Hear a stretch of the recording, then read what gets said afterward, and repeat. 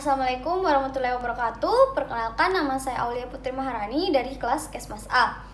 Saya akan menjelaskan materi mengenai asam lemak atau lipid. Lipid adalah kelompok senyawa yang larut dalam pelarut organik seperti bensin atau kloroform, namun biasanya tidak larut di dalam air. Kebanyakan lemak bisa disintesis. Asam lemak esensial harus diperoleh dari makanan.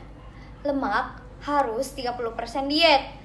Kelebihan lemak jenuh bisa menaikkan kadar kolesterol dan berkontribusi pada penyakit jantung dan juga bagian terkecil dari lipid yaitu asam lemak atau fatty acid.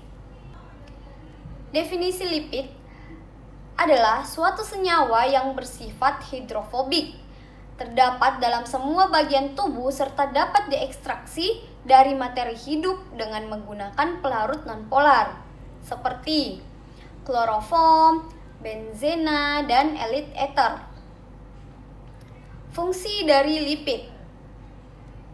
Yang pertama itu lemak menghasilkan energi dan lemak dibutuhkan untuk penyerapan, penyimpanan, dan peredaran vitamin A, D, E, dan K dalam tubuh.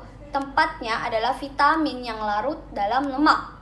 Kedua, lemak menyediakan asam lemak esensial. Asam lemak adalah bagian dari struktur kimia lemak. Ada 3, yaitu lemak esensial yang harus datang dari makanan. Itu adalah asam linoleat, asam linolenat, dan asam arakidonat. Asam lemak esensial diperlukan untuk pertumbuhan dan fungsi otak yang tepat pertama bagi bayi. Dan yang ketiga adalah lemak memberikan bantalan untuk bagian tubuh internal seperti hati. Lemak di bawah kulit bertindak sebagai insulasi untuk membantu suhu tubuh internal yang konstan. 4. Lemak juga memberikan sensasi kenyang atau perasaan kenyang. Contohnya itu seperti sebagai sumber energi, cadangan penghasil energi, pelarut beberapa vitamin seperti A, D, E, dan K, isolator panas, pelindung organ penting, dan bahan penyusun dari membran sel atau organel, dan lipoprotein. Akibat kelebihan lemak dan kekurangan lemak. Yang pertama, kelebihan lemak dapat menyebabkan asam lemak trans sehingga menjadi lemak jenuh. Setelah menjadi lemak jenuh, menjadi lipoprotein, terus menjadi kolesterol hingga menimbulkan penyakit jantung koroner, obesitas, dan kanker. Kekurangannya itu akan menyebabkan lemak dan menjadi kebodohan, marasmus, KVA, dan defisiensi vitamin D, E, K. Obesitas. Obesitas merupakan suatu peningkatan massa jaringan lemak tubuh yang terjadi akibat adanya ketidakseimbangan antara asupan energi dan kekurangan energi.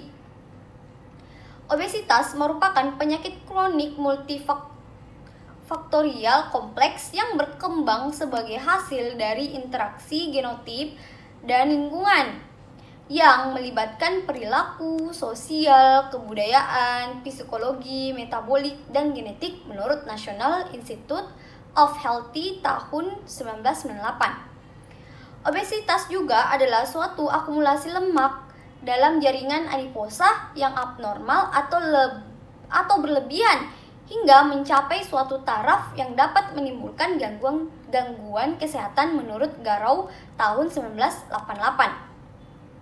Di antara banyaknya makanan sumber lemak berikut merupakan makanan yang baik untuk tubuh. Itu ada ikan, alpukat, biji-bijian, kacang-kacangan, minyak zaitun, yogurt, kelapa, dan minyak kelapa. Sekian dari materi presentasi saya. Lebih dan kurangnya mohon dimaafkan. Assalamualaikum warahmatullahi wabarakatuh. Baik, saya akan membuka sesi tanya jawab dari kelas saya, dan saya berhasil mengumpulkan 3 pertanyaan yang akan langsung saya jawab. Pertanyaan pertama, mengapa lemak tidak jenuh lebih cepat teroksidasi daripada lemak jenuh? Jawabannya itu, Karena semakin tidak jenuh, asam lemaknya akan semakin cepat teroksidasi. Selain itu, faktor-faktor seperti suhu, adanya logam, berat dan cahaya, tekanan udara, enzim, dan adanya senyawa peroksida juga semakin mempercepat berlangsungnya oksidasi, dan demikian akan semakin cepat terjadi ketegikan. Berlangsungnya proses oksidasi tersebut dapat diamati dengan beberapa cara. Salah satunya dengan mengamati jumlah senyawa hasil penyerapan senyawa peroksida seperti asam, alkohol, eter, aldehid, keton, dan sebagainya. Pertanyaan kedua, perbedaan rantai antara lemak dan minyak menyebabkan perbedaan titik didih dan titik beku antara lemak dan minyak. Jelaskan perbedaan tersebut. Baik, perbedaannya itu antara suatu lemak dan minyak adalah lemak berbentuk padat dan minyak berbentuk cair pada suhu kamar. Lemak tersusun oleh asam lemak jenuh, sedangkan minyak tersusun oleh asam lemak yang tidak jenuh. Lemak dan minyak adalah bahan-bahan yang tidak larut dalam air. Semakin panjang rantai karbon suatu lemak, maka akan semakin tinggi titik cairnya, dan pada lemak dengan jumlah atom C yang akan lebih rendah titik cairnya bila lebih banyak ikatan rangkapnya. Dan pertanyaan terakhir, bagaimana proses pembentukan lemak? Lemak terjadi apabila 3 molekul berkaitan dengan 1 molekul gliserol. Pembentukan dapat terjadi dengan bantuan enzim lipase. Reaksi ini merupakan reaksi eksterifikasi yang berlangsung 2 arah seperti pada gambar berikut. Sekian dari penjelasan saya. Assalamualaikum warahmatullahi wabarakatuh.